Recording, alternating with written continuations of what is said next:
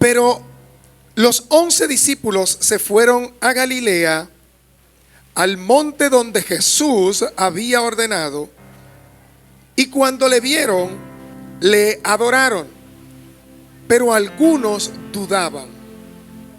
Y Jesús se acercó y les habló diciendo: toda potestad me es dada en el cielo y en la tierra.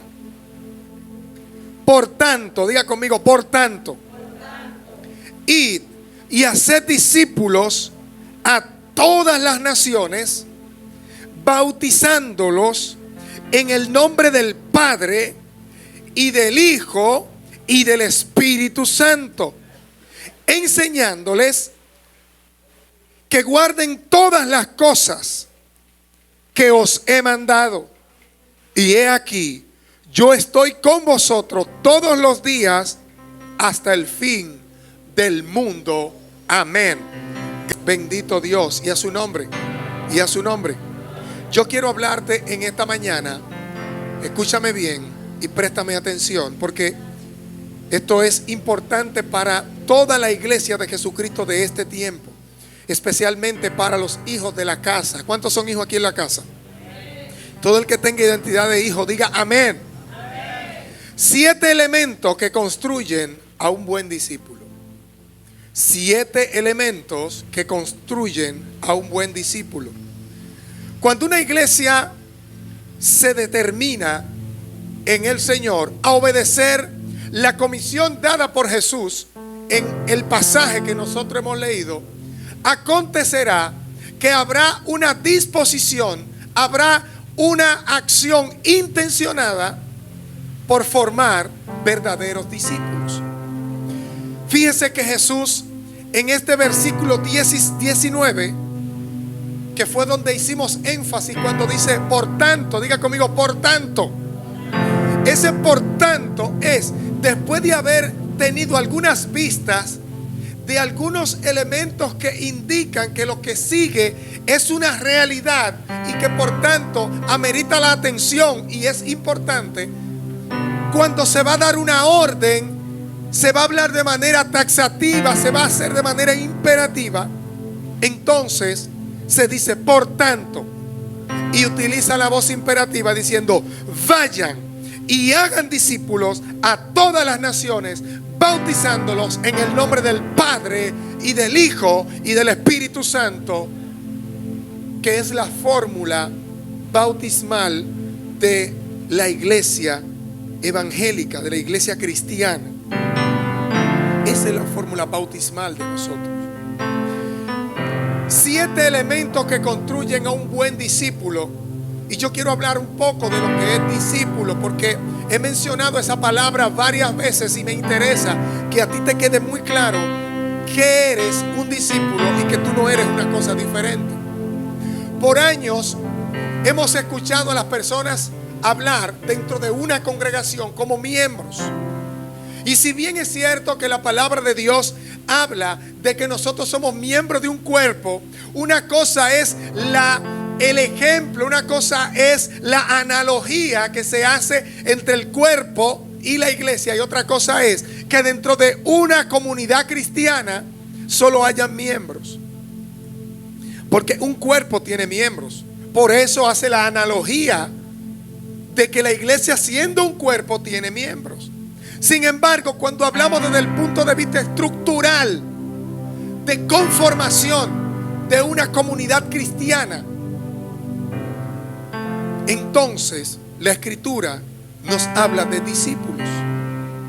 Fíjense que los que acompañaron a Jesús, a eso Jesús no les llama miembros, porque miembros sería el equivalente en el caso de una comunidad cristiana, en el caso de algún tipo de sociedad, sería en el caso de un club en donde usted es un miembro con derecho a voz o con derecho a voto, o voz y voto al mismo tiempo, y usted está allí para aprobar cosas, para estar de acuerdo o en desacuerdo con cosas, y de repente usted solamente pertenece a un grupo, pero no está sumado directamente a un equipo. Jesús estaba formando una iglesia que trabajase en equipo, Por eso, él como rabino, como maestro, como el buen pastor, el cual él mismo se autodenominó, diciendo: yo soy el buen pastor. Él, a los que le seguían, le llamaba, diga conmigo, discípulos. ¿Qué es discípulo? La palabra discípulo, deletreada D-I-S-C-I-P-U-L-O. ¿Por qué yo hago ese deletreo, ese spelling de la palabra discípulo? Porque dentro de las primeras 4 letras está la raíz de esa palabra en castellano. ¿Cuál es la raíz? La raíz indica a qué familia de palabras pertenece. Y la palabra discípulo comienza con la misma raíz de la palabra disciplina. Oiga bien, la palabra discípulo está emparentada en su raíz con la palabra disciplina. ¿Y qué es disciplina?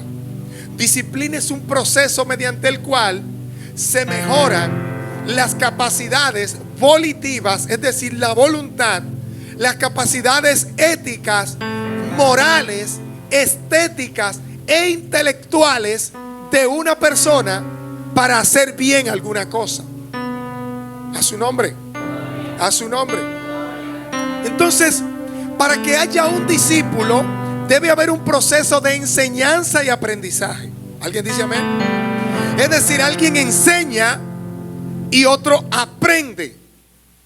Alguien guía y otro se conduce rectamente. Alguien educa y una persona cambia su manera de pensar y su estructura de generar nuevos pensamientos. Entonces, la palabra discípulo tiene algunas acepciones en lo que es el texto de la Sagrada Escritura. Si nosotros hablamos de la palabra discípulo en el Antiguo Testamento, por lo menos encontramos 2 palabras diferentes para referirnos a ella. Y ambas me gustan muchísimo. La primera es la palabra talmid. Talmid, que está marcada en nuestra referencia Strong como con el número 8527 y se refiere a la palabra alumno. Diga conmigo, alumno. Talmid es una persona que se somete a un proceso de formación intelectual, voluntaria y ética. En la antigüedad, los grandes maestros convivían con discípulos. Si usted busca las escuelas filosóficas como las que mencionamos en el estudio, que hablaba de los estoicos y esas escuelas filosóficas del mundo antiguo, vamos a ver que a ellos se les llamaba así porque ellos seguían a un maestro, sea a Epicuro o sea a estoico. Y ambos tenían 2 escuelas y ellos eran discípulos, por lo cual ellos profesaban y practicaban lo que aprendían de sus maestros. Entonces, la palabra talmid en el hebreo, en el Antiguo Testamento, es utilizada para hablar de alumno o discípulo. Amén. Diga conmigo, talmid, discípulo o alumno. La segunda palabra que aparece allí es limud. ¿Qué es limud? Que está emparentada con la palabra talmid, pero limud significa literalmente acostumbrar, enseñar o habituar. Es decir, que cuando se forma discípulo, número 1, tú creas nuevos hábitos. No podemos ser un discípulo de Jesús y permanecer con los hábitos antiguos de la vida pasada.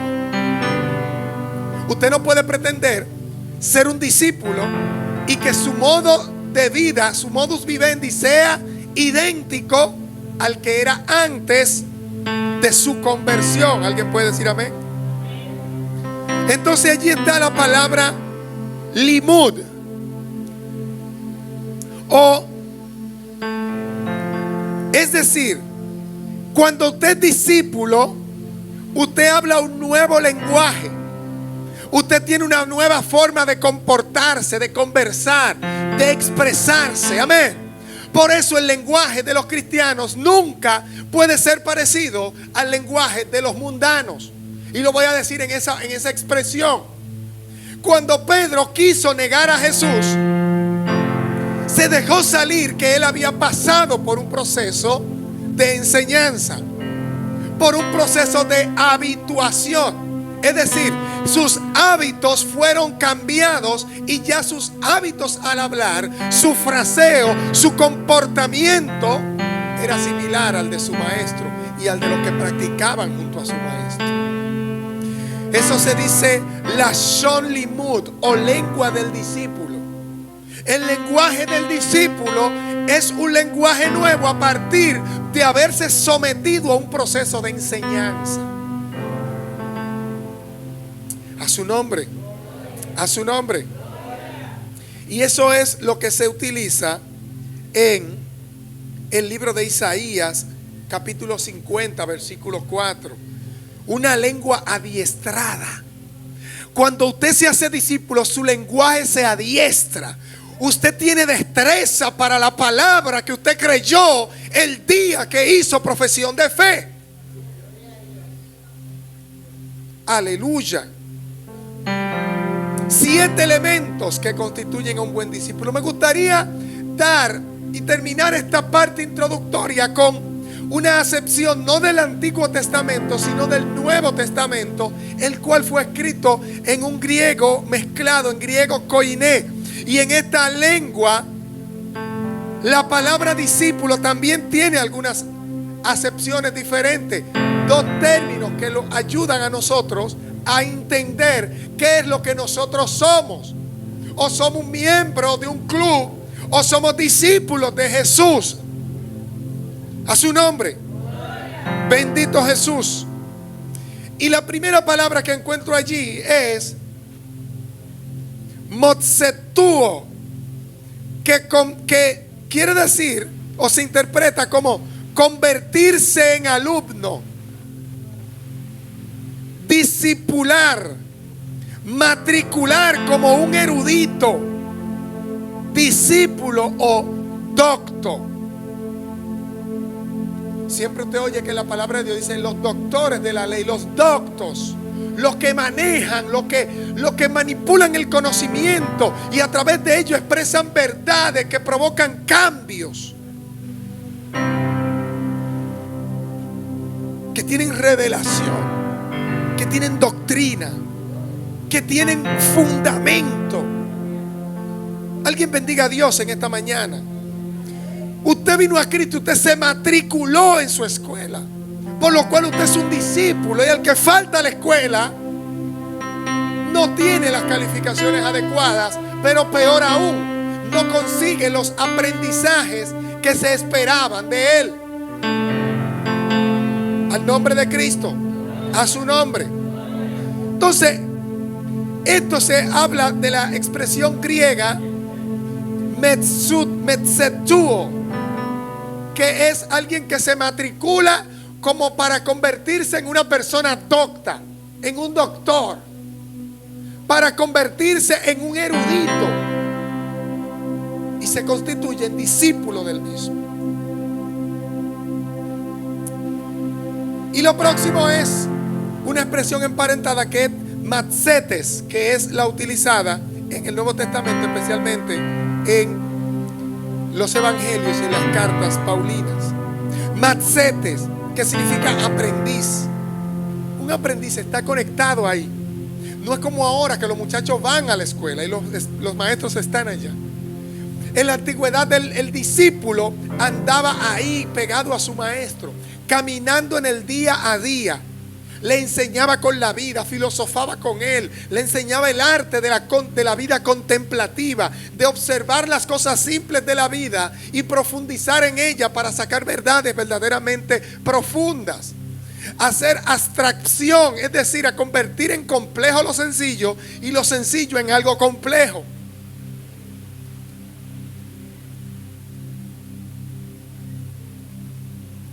Y lo último es sumatzetes, que es de un compuesto de dos palabras. Coaprendiz, como dice así mismo en la referencia de Tron, como el aspecto del cristiano, un coaprendiz. Nosotros somos coaprendices porque todos estamos conectados al mismo maestro y al mismo Dios.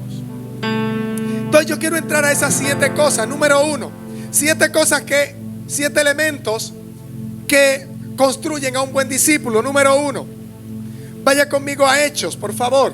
Hechos capítulo 8. Yo quiero que sea rapidito porque tenemos poco tiempo, pero quiero que esta palabra quede impregnada en su corazón. En Hechos 8, capítulo 27 dice: entonces él se levantó y fue, y sucedió que un etíope, eunuco, funcionario de Candace, la reina de los etíopes, el cual estaba sobre todos sus tesoros y había venido a Jerusalén para adorar, volvía sentado en su carruaje leyendo al profeta Isaías, y el Espíritu dijo a Felipe: acércate, júntate a ese carro. Y acudiendo Felipe oyó que leía a Isaías y dijo: ¿entiendes lo que lees? Mire cuando se activa la unción magisterial. ¿Entiendes lo que lees? Y él dijo: no podré si alguno no me enseña. Y rogó, diga conmigo, rogó a Felipe que se sentase con él para enseñarle, ¿verdad? Entonces, elemento número 1 que construye a un buen discípulo, y está ahí encerrado, no sé cuántos lo vieron. A su nombre. Entusiasmo por cumplir la Sagrada Escritura. Ese es el primer elemento para usted construirse como un buen discípulo. Diga, entusiasmo. Amén. Porque cuando usted tiene entusiasmo por cumplir lo que dice la palabra de Dios, aunque sea la primera vez que usted la escuche, eso se queda pegado en su corazón, y ya no hay nada que alguien pueda hacer para evitar que tú te conduzcas como dice la Escritura. Cuando una persona llega a la congregación y está siendo discipulado, debe ser entusiasta. No se puede estar enseñando y usted durmiéndose en la ventana como Eutico. Entusiasmo por cumplir la Sagrada Escritura. ¿Y cómo podemos encontrar esto en ese pasaje? El hombre no entendía lo que leía, pero lo hacía. Usted quizás no entienda muchas cosas de la Biblia, pero léala. Ahora el etíope estaba claro de una cosa. Él dijo: ¿cómo voy a entender si no leo? Si no, alguien no me enseña. Él sabía que para ser un discípulo alguien tenía que enseñarle, porque no hay discípulo sin maestro. Si usted no tiene maestro, usted no es discípulo. Amén. Entonces, entusiasmo de cumplir la Escritura. Cuando él vio que apareció quien le explicara: no, siéntate aquí, explícame. Y habiendo entendido, su entusiasmo creció aún más y dijo: ¿qué impide que yo sea bautizado? Eso es lo que se necesita en este tiempo. Gente que crea, y que cuando crea se le mete en los huesos y diga: ¿qué es lo que yo necesito hacer para bautizarme? Para sumergirme en las profundidades de la palabra de Dios. ¿Qué es lo que hay que hacer para ser eficiente en la iglesia? ¿Qué es lo que se necesita para ser productivo en la fe? ¿Qué es lo que se necesita para yo dar frutos dignos de arrepentimiento? Pocas veces en la vida me ha pasado encontrar a una persona que ella misma me diga: mire, dígame cómo es esto aquí, qué es lo que hay que hacer. Eso es lo que está buscando y necesitando la iglesia de hoy. Discípulos con entusiasmo por cumplir la Sagrada Escritura. Número 2, información. La información, la formación y la asignación antes de la acción. Voy a decírselo más al paso. El elemento número 2 para construir un buen discípulo: la información, es decir, tener información necesaria. Entiéndase, información como lo que dice la Biblia. Número 2, la formación a través de esa misma palabra. y una asignación a hacer algún trabajo conforme lo dice la palabra, antes de la acción.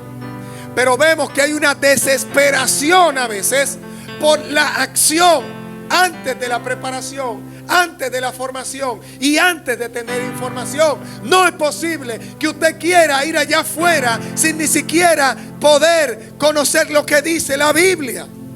¿Cómo vas a ir allá afuera a predicarle a gente que cuando vienes a darte cuenta saben más que tú lo que tú quieres enseñarle? Un buen discípulo debe primero tener información para que esa información le conduzca a la revelación. La Biblia dice que la sabiduría y la revelación van juntas. La sabiduría y la revelación van juntas. A su nombre. A su nombre.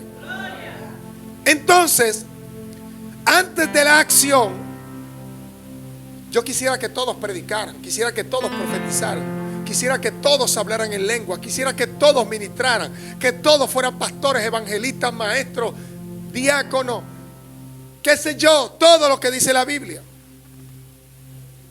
Pero antes de la acción hay que agotar el proceso de la información, de la formación, es decir, la educación, y de que te coloquen en una asignación. Porque si tú no sabes lo que toca hacer, ¿qué vas a hacer? Si tú no sabes para qué se te preparó, ¿qué vas a hacer? Ay, yo quiero predicar.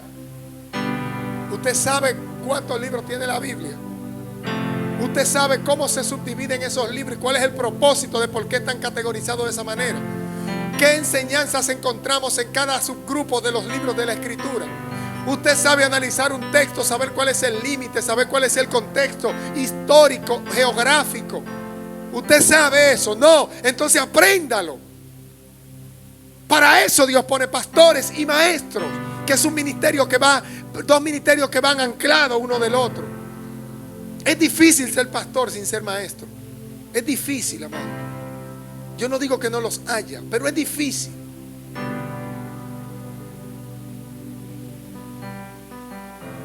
Entonces, número 2, la información, la formación y la asignación antes de la acción. Romanos capítulo 10, y acompáñeme que voy a darle de una vez a esto. Romanos 10, 13, 12 dice: porque no hay diferencia entre judío ni griego, le hablaba de eso en el estudio, pues el mismo Señor es de todos, el rico para con todos, y rico para con todos los que le invocan, porque todo aquel que invocare el nombre del Señor será salvo. Eso lo dice Joel capítulo 2 versículos 30 y pico. ¿Cómo pues invocarán en aquel de quien no han creído? En quien no han creído. Y sigue preguntándote: ¿cómo creerán en aquel de quien no han oído? ¿Y cómo oirán sin haber quien les predique? Y sigue preguntando: ¿y cómo predicarán si no fueren enviados? Me voy a detener ahí. Antes de usted ser enviado, es decir, de tener una asignación, usted debe pasar por un proceso de información y de formación, para entonces tener una asignación y empiece la acción. Todas las palabras terminan en a su nombre. Si usted no se informa y después se forma, no puede funcionar. Por lo cual a usted no le está concedido actuar, porque si actúa va a meter la pata. ¿Usted me está siguiendo? ¿Me sigue en el mensaje? Levante la mano y digan amén. Entonces Romanos 10:12 dice cuál es la estructura a través de la cual se llega a la acción. Para predicar tienen que ser enviados. Y entonces cuando eres enviado, predicas. Y cuando predicas, la gente oye. Cuando la gente oye, la gente cree. Y cuando la gente cree, invoca. Y cuando invoca, Dios se manifiesta. Por eso todo comienza con la enseñanza de un buen discípulo. Oh, gloria a su nombre. Oh, gloria a su nombre. Número 3, el apego incondicional a los fundamentos de la fe. Tercer elemento, apego. ¿Quién sabe lo que es apego? Levante la mano aquí. Apegarse a algo, abrazarse a algo, asirse, anclarse, anquilosarse, soldarse, pegarse. Cuando usted se pega al fundamento de la fe, es como conectar una columna con su zapata. Muévala a ver si puede. Para desbaratar a una tiene que romper la otra. Tiene que buscar un chipijama y darle con un taladro, con algo para que.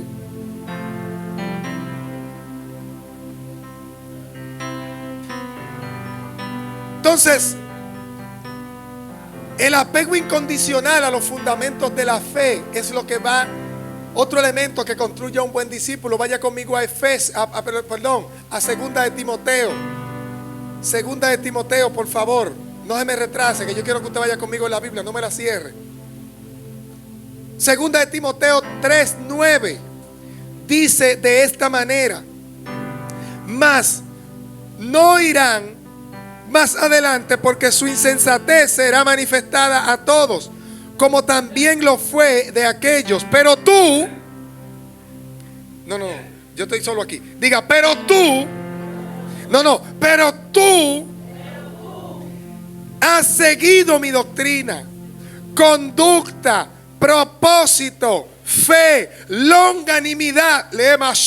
Yo siento poder aquí. Amor, paciencia, persecuciones, padecimientos por todo lo que me sobrevinieron en Antioquía, en Iconio, en Listra, persecuciones que se han sufrido, y de todas me ha librado el Señor. Y también todos los que quieren vivir piadosamente en Cristo Jesús padecerán persecución.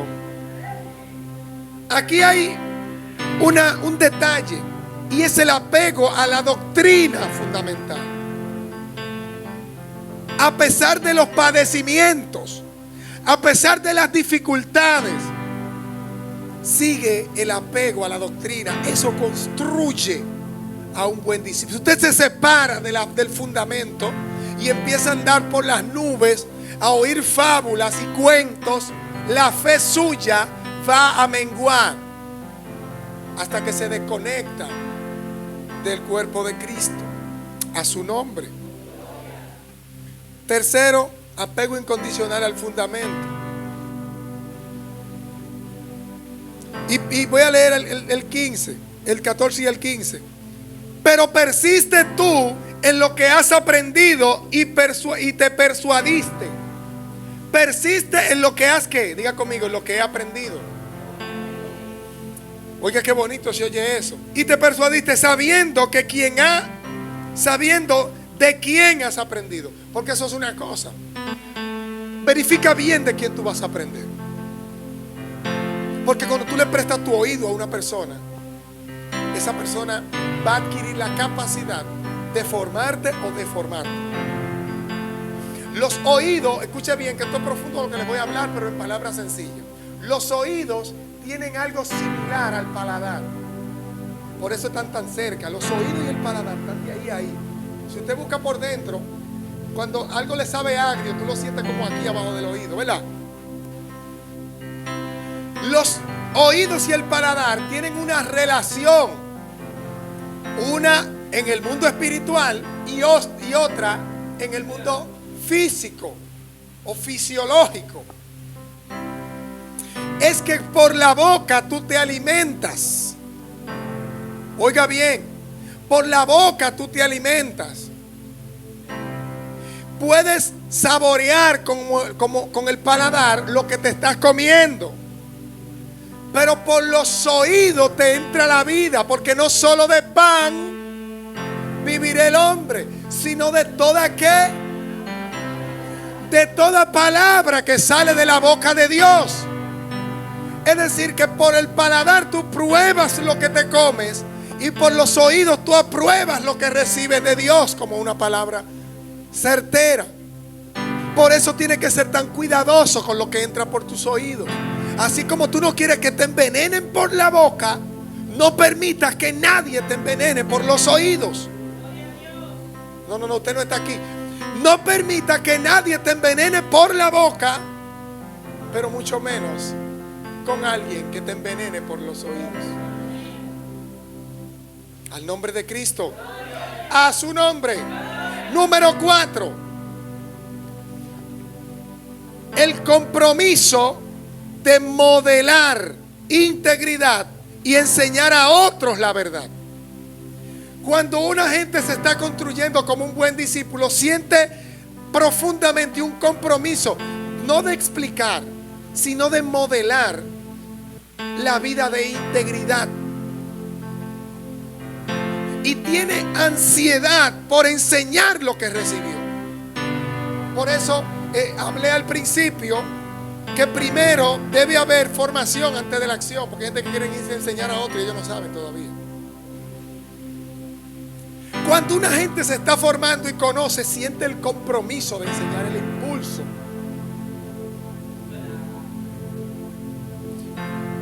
Hágame el favor y no salga por ahí a predicar sin decirme lo que usted anda. Yo tengo que saberlo. Y dígame qué usted va a predicar. Dígamelo. Pastor, quiero predicar. Me invitaron a un hogar de una prima mía y me dijeron que predicara. Dígame, yo pienso predicar de tal cosa. Yo te voy a preguntar, ¿qué tú piensas de tal pasaje? ¿Cuál es tu comprensión de ese pasaje? ¿Cuál es la verdad ahí? ¿Cuál es el límite de ese versículo? ¿Cómo tú puedes llegar a expresar una verdad profunda que logre que las personas sean persuadidas por Cristo?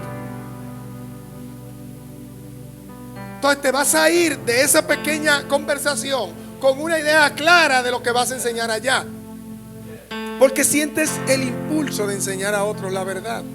En el libro de Tito, la carta de Pablo a Tito, más bien, capítulo 2, versículo 6, dice así. Tito 2, versículo 6. Exhorta asimismo a los jóvenes a que sean prudentes, presentándote tú ante todo como ejemplo de buenas obras en la enseñanza, mostrando integridad. Diga conmigo, integridad. Sí, porque tú no puedes estar enseñando una cosa si tus niveles de integridad en el testimonio público no están buenos. Quiere enseñar, pero tú no tienes testimonio. Aleluya, no se entristezca. Sinceridad, palabra sana. Dios mío, porque si tu palabra está enferma, vas a envenenar a otro por los oídos. Irreprochable, de modo que el adversario se avergüence y no tenga nada que decir malo acerca de ustedes. Que cuando tú prediques, si alguien te tiene tirria, como dicen popularmente, que le dé vergüenza por no encontrar nada que decir malo de ti. Sí, que coja su pique, pero que no tenga que decir.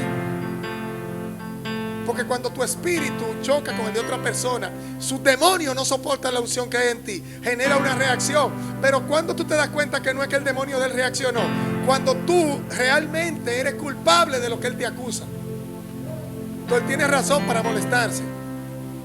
Pero que cuando él se enoje, que no tenga razón, porque usted anda en integridad, con sinceridad. Usted sabe de lo que habla. A su nombre. Voy terminando. Eso es compromiso de modelar integridad y enseñar a otro la verdad a través de un modelo. Número 5. Disposición y utilidad en el ministerio que te forma. Disposición y utilidad en el ministerio que te forma. Vaya conmigo a la carta de Filemón. Vaya conmigo, por favor. Filemón 1:10. Te ruego por mi hijo Onésimo, a quien engendré en mis prisiones, el cual en otro tiempo te fue útil, pero ahora a ti y a mí nos es útil. El cual vuelvo a enviarte. Tú pues recíbelo como a ti mismo. Un buen discípulo se caracteriza por servir al manto que lo cubre, a la persona que le da cobertura. se caracteriza por ser útil y estar dispuesto para el que lo sustenta y lo imparte, porque es sirviendo al que le imparte como él aprende la práctica de la impartición. Es sirviendo al que le imparte cómo se aprende la práctica de la impartición. Entonces, usted conectado a su maestro, conectado a la persona que lo cubre con la enseñanza, siendo útil, usted va a poder fungir como lo hizo Eliseo. Eliseo le sirvió a Elías. Se le hacía llamar su siervo, pero era un discípulo. Pero era un discípulo tan apegado que se llamó su siervo. Ahora, cuando Elías ascendió al cielo, ¿quién recibió el manto? Tremendo. Un hombre que estaba bregando con yunta de bueyes terminó en el palacio profetizando. Era el profeta del palacio, Eliseo. Ese era el profeta del palacio, al que le revelaban todo lo que hacía el enemigo. Dios se lo revelaba y le profetizaba a los reyes, a los gobernantes. Mi hermano, usted salí detrás de la parte trasera de un buey a coronarse allá junto con el rey. Eso es grande, pero tuvo que servir primero. Tuvo que ser útil. Al nombre de Cristo. Hay gente que quieren ser grandes, pero nunca en su vida practicaron cómo se es pequeño. Hay gente que quieren construir edificios sin zapata. Quieren construir torres sin fundamento. Quieren construir como Nimrod, sobre la base de la arrogancia, un imperio. Pero no voy a entrar en el tema de Nimrod, porque eso es muy fuerte ahí. Para otra ocasión quizás. 6. Autenticidad y buen testimonio. Eso sí no puede faltar. Autenticidad y buen testimonio. Tercera de Juan 1. Tercera de Juan 1 dije.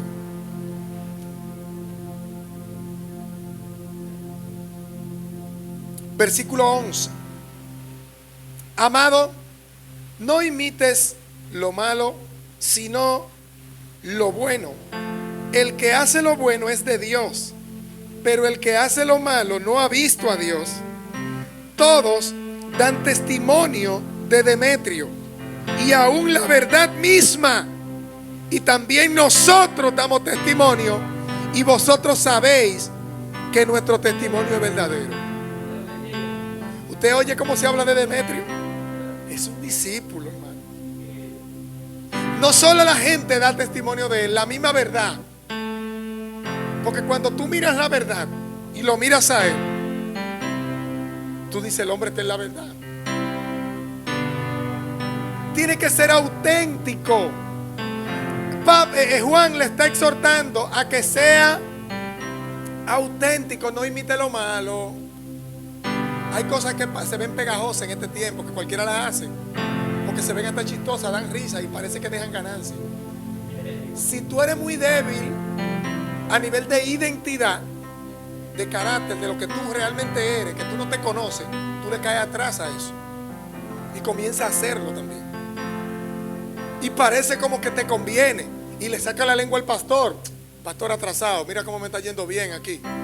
Hasta que viene el castigo de tu desobediencia sobre tu propio cuerpo. Bendiga a Cristo en esta noche, en esta mañana, a su nombre. Buen testimonio. Último, hace las obras dignas.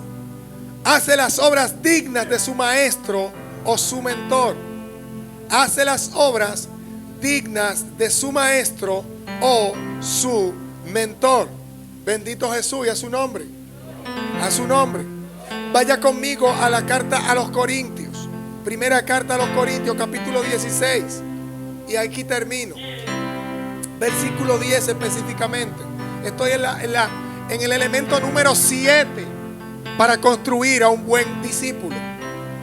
Hace las obras dignas de su maestro o su mentor. No anda contraviniendo las acciones ni las órdenes de su maestro. ¿Qué dice 16:10? Y si llega Timoteo, wow, eso se llama amar a una persona y conocer a un hijo. Y si llega Timoteo, mirad que esté con vosotros con tranquilidad. Es decir, trátenmelo bien. Que cuando él llegue, atiéndanmelo. ¿Por qué? Diga conmigo, ¿por qué?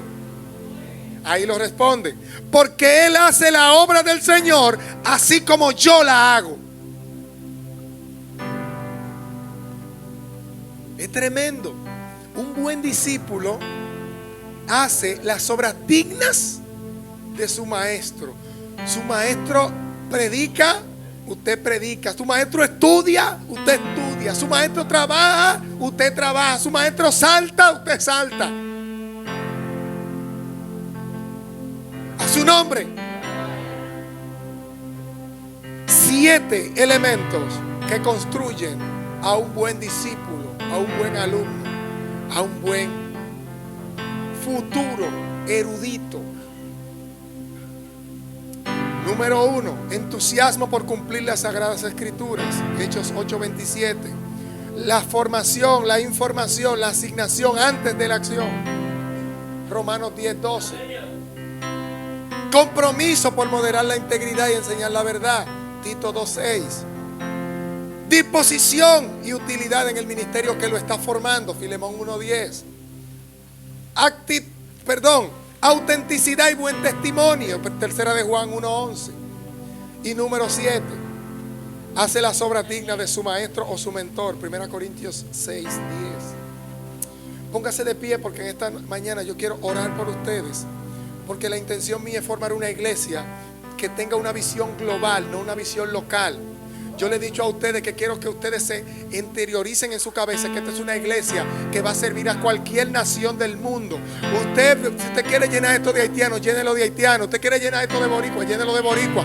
Usted encuentra venezolanos que no encuentra pastor, tráigalo. Usted encuentra italianos perdidos por ahí, tráigalo. Esto es una iglesia con una visión internacional, porque cuando nosotros leímos Mateo 28, dice, vayan por las que, por las naciones. Dios tiene promesa para todas las naciones de la tierra y la tiene en Abraham. Le dijo, en ti serán benditas todas las naciones de la tierra. Dios tiene compromiso y tiene promesas con las naciones de la tierra. Y yo quiero orar por usted para que usted ahora, la oración mía, tenga cuidado. Si usted quiere, no ore conmigo si usted no está de acuerdo. Pero yo voy a orar ahí para que algo se les rompa en la cabeza. ¿Cómo, pastor? Yo voy a orar para que algo se rompa en tu cabeza. Yo quiero orar para que se rompan las fronteras que no te dejan ir más allá de lo que eres hasta hoy. Alguien, si quiere, darle un aplauso, si lo va a darlo con fuerza. Yo voy a orar por ustedes para que se les rompan las fronteras que no te dejan ir más allá de lo que eres. Oh, gloria a su nombre. Cierre sus ojitos y si usted está de acuerdo con que su mente se abra a una visión global del evangelio, ore conmigo. Padre, en el nombre de Jesús, mira tu iglesia en esta hora. Pido por ello, Dios. Ahora, Dios mío, derriba, destruye, desmorona cualquier tipo de pared, de impedimento que no le impide avanzar en tu ministerio, en tu obra. Cualquier mentalidad retrógrada que no lo deje ir más allá de lo que hoy es hasta este momento. En el nombre de Jesús, oro por ello y le ministro una visión global del evangelio para que vayan por las naciones. Padre, para que desde Haití, Dios mío, hasta Australia, desde Australia hasta Japón, desde Japón hasta Rusia, bajando por Medio Oriente, vuelvan a Oceanía y suban al Polo Norte, se derramen hacia el Polo Sur y traigan a la gente que necesita salvación.